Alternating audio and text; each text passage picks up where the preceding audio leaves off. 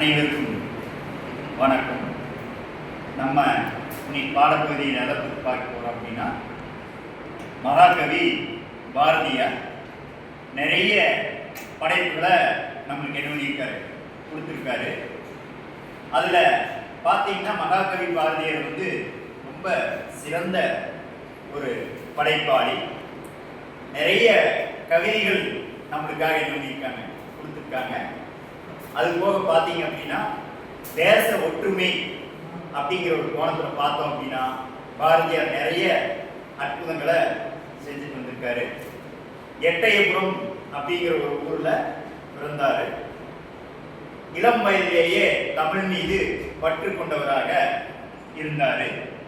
அதுக்கடுத்து பார்த்தீங்க அப்படின்னா மீசை கவிஞன், முண்டாசு கவிஞன் அப்படின்னு சொல்லி பல பெயர்களை இவரை நம்ம அகிலம் போற்றக்கூடிய வகையில் இவரோட பெருமைகளை பறைசாட்டி கொண்டு இருக்கிறது. இவர் தேசப்பற்று மிக்க கவிஞன் அப்படிங்கிறத நம்ம எப்படி தெரிஞ்சுக்கலாம் அப்படின்னா, நிறைய தேச ஒற்றுமைக்காக பாடுபட்டிருக்காங்க. அன்றைய காலத்தில் பார்த்தீங்க அப்படின்னா மக்கள் பிரிந்திருந்தாங்க.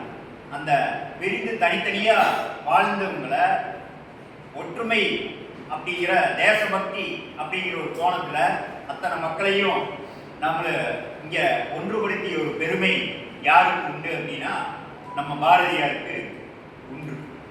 சரிங்களா?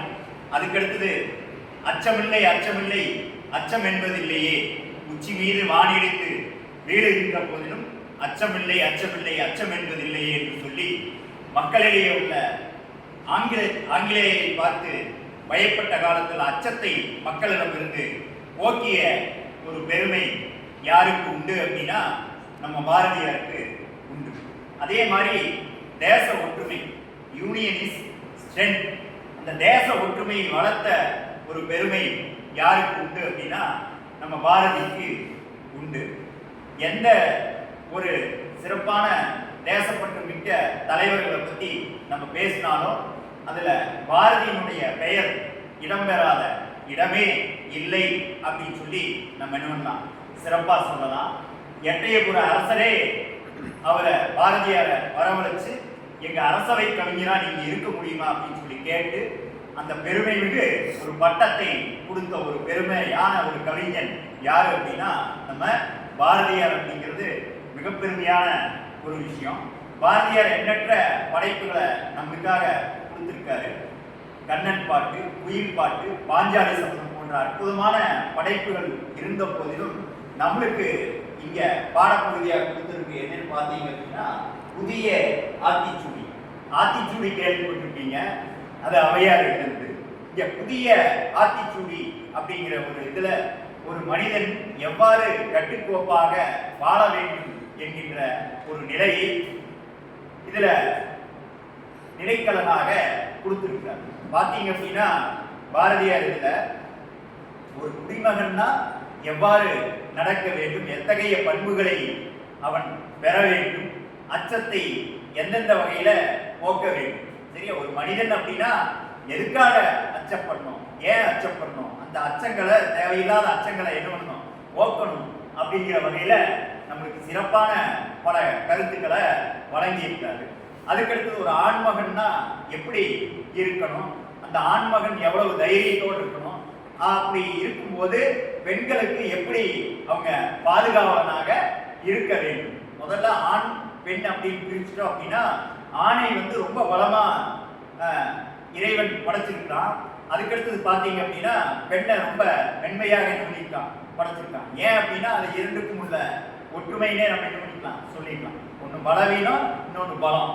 ஆகவே இந்த பலம் பலவீனத்தை என்ன பண்ணணும், பாதுகாக்கணும். சரி, ஆகவே ஒரு பயிருக்கு இட்ட வேலையாக ஒரு ஆண்மகனை சிறப்பாக இங்க நம்மளுக்கு நிலைப்படுத்தி சொல்லியிருக்காரு. ஆகவே பெண்கள் அப்படிங்கிற ஒரு புதுமையை, ஒரு சிறப்பை பாதுகாக்கணும் அப்படிங்கிற ஒரு நல்ல நோக்கத்தில் நம்ம என்ன பண்ணியிருக்காரு இங்க சொல்லியிருக்காரு. இன்னும் இது சார்ந்த நிறைய செயல்பாடுகள்ல நம்மளுக்கு என்ன பண்ணியிருக்காரு விளக்கி இந்த அற்புதமான ஆத்திச்சூடியில நம்மளுக்கு மனிதனாக பிறந்த ஒவ்வொருவரும் எந்தெந்த நல்ல விஷயங்களை என்ன பண்ணணும், கடைபிடிக்கணும், அதை முறையாக வாழ்வியல்ல என்ன பண்ணிட்டு வரணும், பயன்படுத்திட்டு வரணும் அப்படிங்கிறத பாரதியார் நமக்கு என்ன பண்ணியிருக்காரு, சிறப்பா விளக்கி இருக்கிறாரு.